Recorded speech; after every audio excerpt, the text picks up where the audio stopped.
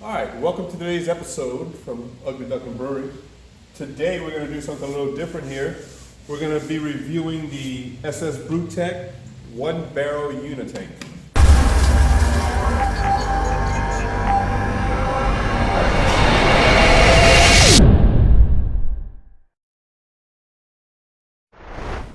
So as you can see here, we have the bubbler down here. It's actually bubbling. We're actually fermenting right now, which we thought would be a good idea to do on the... That would be the time. So we're gonna go through a couple of things here. We're gonna talk about things, the pros about this tank, and then whatever cons we have about the tank. And what we'll do is we'll bounce back and forth. I'll mention what I think about, a pro. If Brandon wants to comment on it, he will. And then once I'm done with my pros, we'll get his pros, and then we'll flip over to the cons. Yes, indeed. So we're going to kind of exclude this for now. We're going to talk about this on another day. We're only talking about the tank itself and what it's doing. So we currently do have the Pale Ale in here, which will be 6 different beers that we take. Just FYI, if you guys wanted to know. Amazing. It's going to be good. So let's start with the pros. These are the couple of things that I like about the tank is the amount of options they give you here for ports. So it's a total of 1, 2, 3, 4, 5, 6, 7, 8 different ports that you can do different things on and config the way you want to config. Now, they give you the blueprint of what they think you should use. So down here, obviously, we have the bottom part of our tank, which is what you're, basically we pull the trub and everything out whenever we're done fermenting. And then we have a second valve that whatever you're done pouring, you can grab from here just to stay away from that little bit at the bottom. I do like that. I had to buy the sight glass at the bottom separate, which to me is a great buy. It's nice to have. You can see the beer on there going and working. And then we have the blow-up valve with the cane stick, which I do like. This was a plus for me. You don't have to worry about beer coming into your blow-off, basically. Right. Which is one thing I do like. They offer it's a 20 PSI blow-off if you're doing pressurized fermentation, right. So you have this for a blow-off, and then they give you a pressure gauge for whenever we move over to again, because it's a unitank, when we start carbonating, which I do like. We also have the carbonation stone, which That's the best carb stone we've ever used. For as small as it is, the size of it, the other tanks that we use are half the size of this, has twice as big of a carb stone in it, and does not carbonate as well as the Ss Brewtech does. in fairness though, that one is old and clogged, it's probably time to change It probably But is. even still, with me having both of them from the start, I will agree with Brandon that this one has carbonated better even from the start. Awesome carb stone. I'm sorry, I said 8 a while ago. There's actually 9. We do have a probe temperature here with the gauge hook to it. There's also a tester, a sampler valve. Sampler valve is one of the best parts of this. I'll go to the con on that a little bit later, but as of just having a sampler valve is amazing. On our other system at Brandon's, we don't have a sampler valve, and it's just because it's out of ports. Now we could drill into I'm so tempted. We will be doing a review on that one too. We'll do pros and cons, and we'll explain why and what's going on there as well. But pro though is a sampler valve. The other pro that I do have on this tank is this right here. It's been amazing. I will say, coming from regular, I don't even remember what the name brand is that we had on the controllers. He has Embarks on it now. I use Embarks on it now. But to go in there and control your temperatures, and you have to plug in everything you want. I literally, when we were ready to cold crash this, I come over here and I hit the crash button right there, and it's set and goes straight to crash. It's been amazing. One thing that scared me too in this thing was the heat pad was very small. Very small. I remember telling Brandon, I just don't see. I don't see it. It was crazy. And we had really low temperatures when we made this beer. You'll see, you've seen on the video that it was really cold. Brandon lost his feeling in his hand, cleaning the pots over here. But so my air conditioning unit went out in our brew house, and it got cold in here. And I'm gonna tell you right now, the glycol system kicked on this thing. That's how the heat pad did. So other than that, I like the big hole to clean on top. It's if I'm not mistaken, it's an 8-inch hole on top with a 4.5 inch for the blow valve. So whenever we clean this thing, you can actually open this up, get your hands in there really good. You can clean, it's nice. It is a little deep, it's hard to get down, but that's what you get for having a barrel system. So pros are big opening. I like the cane stick on top. the blow-off valve with the sampler valve, and then the 2 different fittings at the bottom. That's pretty much my pros. What are your My turn? Your turn. I'm gonna tell you right now. Ss Brewtech, first and foremost, beyond a shadow of a doubt, their temperature controller. It is probably the best temperature controller we've ever, and that's not a knock on Inkbird, because Inkbird made some phenomenal equipment. Inkbird's on our system. But their controller, to be able to go in there, touch screen, and just hit cold crash, and it immediately starts cold crashing the system. It's accurate beyond a shadow of a doubt. Yep. The thermal well is directly behind it, so you don't have wires hanging out everywhere. It's using a tri-clamp to hold everything together, which is what the entire system uses, so no cross fitment on anything. Ss Brewtech's temperature control system on this tank is, beyond a shadow of a doubt, the best upgrade you can get for this system. 100%. The neoprene jacket, while maybe being a little PIA to put on and take off when we have to clean it, Yes. definitely helps stabilize the temperatures in this system. And like Lance said, while having a small heating pad, which we both thought was way too small for a barrel system, they definitely figured out how to best set that small heating pad on this fermenter to keep between glycol and heating our temperature. Like, this is the most stable we've been temperature-wise as far as systems go. 100%. I do like all the ports. I love this. I love the blow-off valve, the way they have everything else set up. I love the sample valve. I do like the way they have the dual ports at the bottom, one with a racking arm, but we'll get more into that later, versus the dump valve at the bottom. Dump valve at the bottom, I'll tell you right now, we will be looking more into doing yeast harvesting later and cleaning up our own yeast. Yes. The way this is set up will make it very easy for us to be able to dump yeast and collect yeast to be able to wash and clean to do later. All in all around, great system. I love the way the system's set up. Been great. So that's all the pros that we have. I'm assuming you're done? Yes. So the cons, where I don't have many, they're cons though that like really, I hate to say this, keep me up at night. You and me both. We're probably on the same one. So the first small con I'll say, that's a small one, that bothers me but I can deal with, but you gotta do better, is we're gonna start with the carbonation stone. It's a fixed barb on here where I can't take my hose off without taking a hose clamp off, which means every time I take this apart to clean, I'm chancing that hose clamp failing and having to grab another hose clamp because my old one failed. I got to put a new one on, and I didn't catch it right away, and now I lost CO2 coming out of my tank while we're carbonating. Now, in Ss Brewtech's defense, from what I understand, the last variation of this system that they put out, which was last year, they did upgrade to a quick connect on the carb stone. So they did. I haven't seen it yet, but if they did, I would. That's A+ to you guys. Because apparently enough of us fussed about it. That's a thing. The carb stone does come apart, so you can take it apart and clean it. So the carb stone itself, again, like we said earlier, is carb stone's amazing.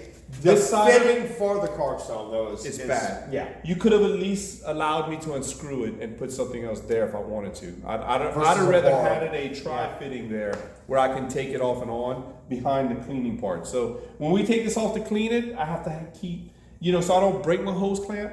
That's why you see this ugly tri-clamp down here, is we learned. We have so many clamps on. We just break it here and leave this on here and we clean this all together, which I don't like. I don't like it. And we're gonna be doing a closed transfer fermentation for you guys soon. So eventually, I'm gonna have to break this off anyway. We're gonna have to put a T on here, that way we can keep our loop going with our CO2. Yep. So again, a very small con, but I think that's one Brandon and I both can agree on. The second one is we're gonna move it down. What Brandon said just now is we're gonna talk about this second arm with the racking arm. Mm-hmm. That is my biggest con about this system right here.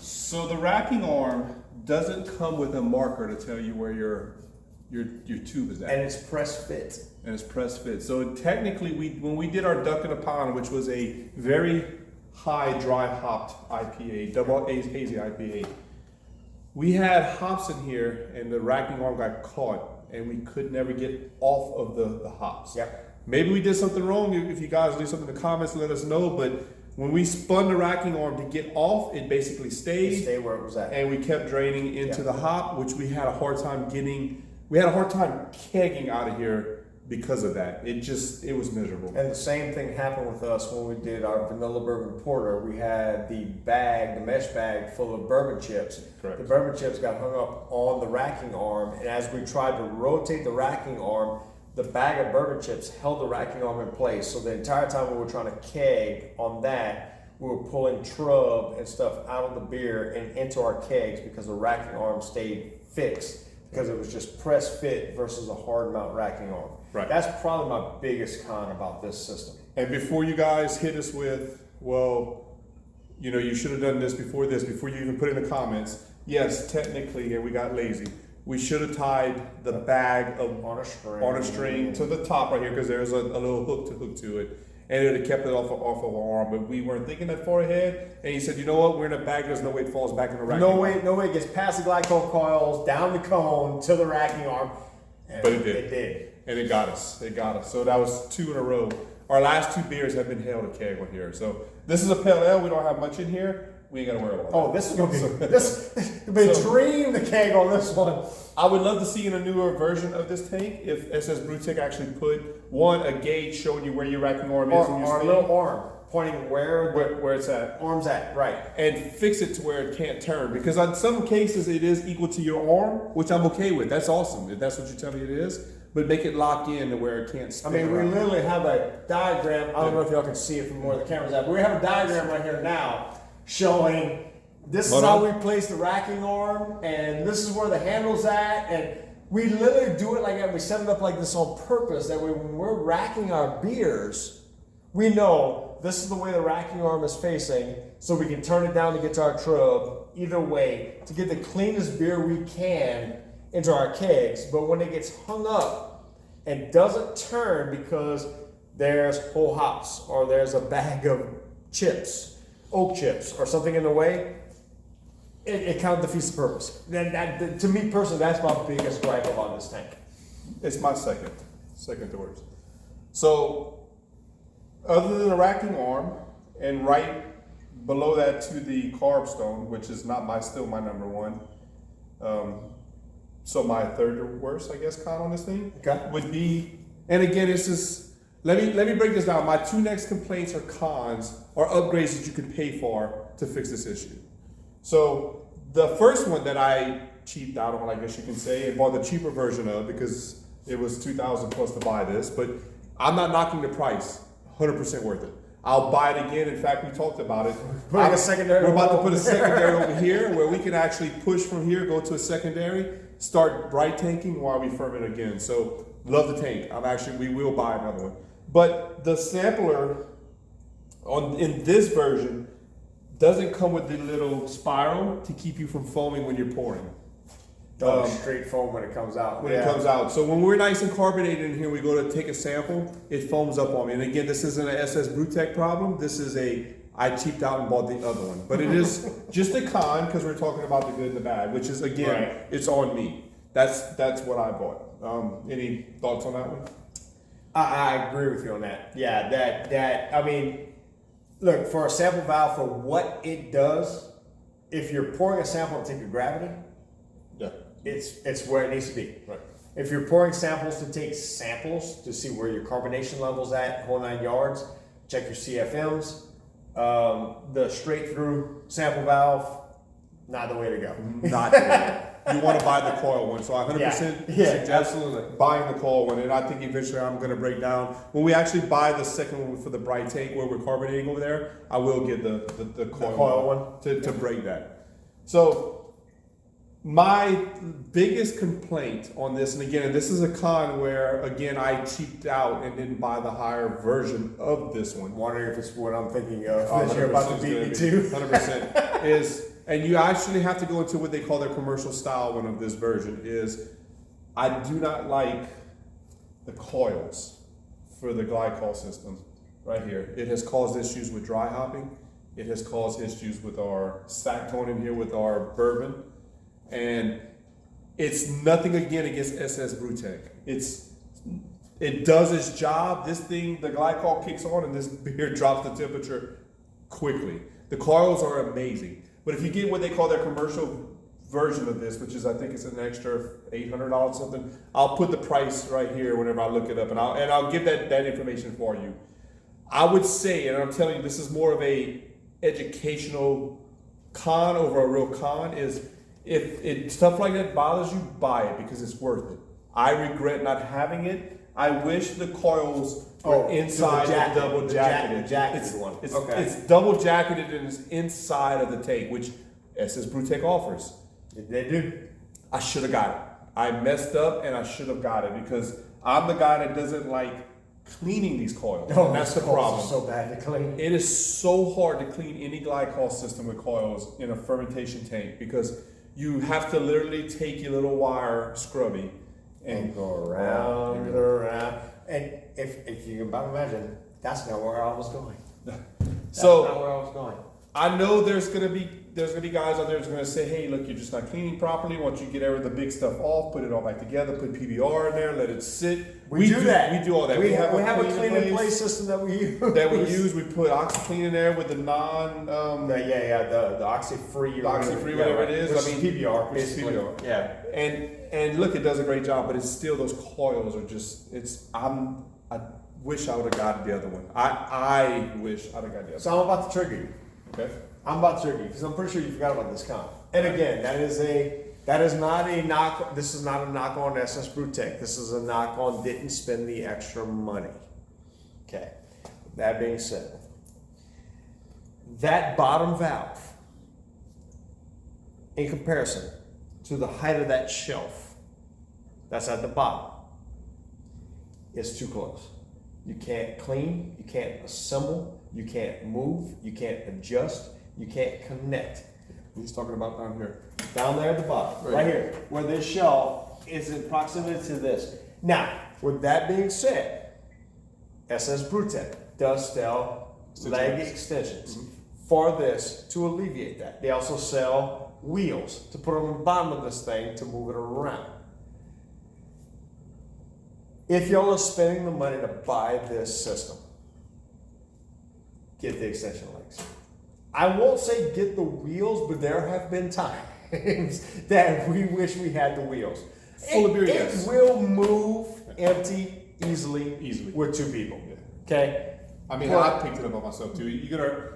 It's a little heavy, but you can pick it up by yourself. But the extension legs for this fermenter is almost a must at this point. Like, we have talked about it numerous times. I wish we had the extension legs. I wish we had the extension legs just to get that bottom valve off of that shelf.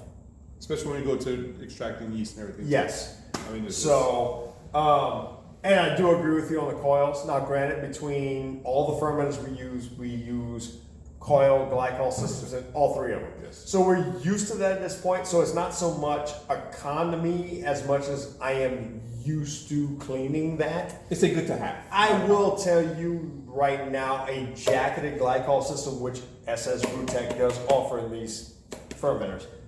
Number one jacketed.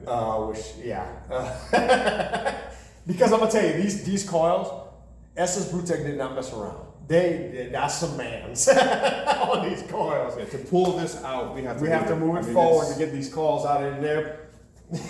They're yay around. They take all of this 8-inch port and they're down to here for sure. They're at least that long. And don't get it twisted, people. Ss Brewtech, they make one hell of a fermenter. One hell of a fermenter. Like, our pros by far outweigh our cons on this system. 100%. And a lot of, again, two of the 5 cons we mentioned were we cheaped out. Right. We didn't spend the extra money to upgrade it like we needed it to be. Yes, yes. So looking for something, they don't get scared. They sell it other than in a barrel. They have it in a 5 gallon, they have it in a 10 gallon, they have it in a 20 gallon. I think is all of them that they have. Then it goes all the way up to 3 barrel, I think. 3 barrel and 5 barrel. Something like that. I'll put a link to their website. And again, this is not sponsored. This is just us doing a review on them. There's not a review. I figured we would do it while it's brewing so you guys can see. I mean, brewing, not brewing, fermenting. You can see down there. We're bubbling. That is bubbling. And I also wanted you guys to see, and we have. I'm gonna take y'all off of this real quick. This hasn't moved. It's been at 68.3 the whole time we've been sitting here talking with temperature. Like this thing holds within 0.5 of a degree. The whole brew. It is really, really stable. It's been nice. You can see the beer down there at the bottom a little bit. The only thing I will say is this is a little deceiving. You think down here that's all beer. When we go to kill the shrub, it's just a little bit of beer that the shrub comes out after. But that sight glass down there really isn't doing much. Not right now. It makes it a lot easier when it's time to transfer though. Yeah, it does. It does, because we can see where we're at. And when we're cleaning it, we can see when we got water and everything else on there. We have it for other reasons other than to see the beer. So, leave some comments down below. Let us know if there's some other things you'd like to see us review. We will be reviewing the glycol system here in another day, and then the Brewhemus that we have over at Brandon's house, which And is my what we start running. glycol system. His glycol system as well, and then we're also going to do some plumbing reviews. Some pops. And some pumps. If y'all don't mind, go ahead and like, subscribe, and hit the little notification button at the bottom. Ding, Ding, ding, ding. and we'll see you guys in the next one. See y'all later.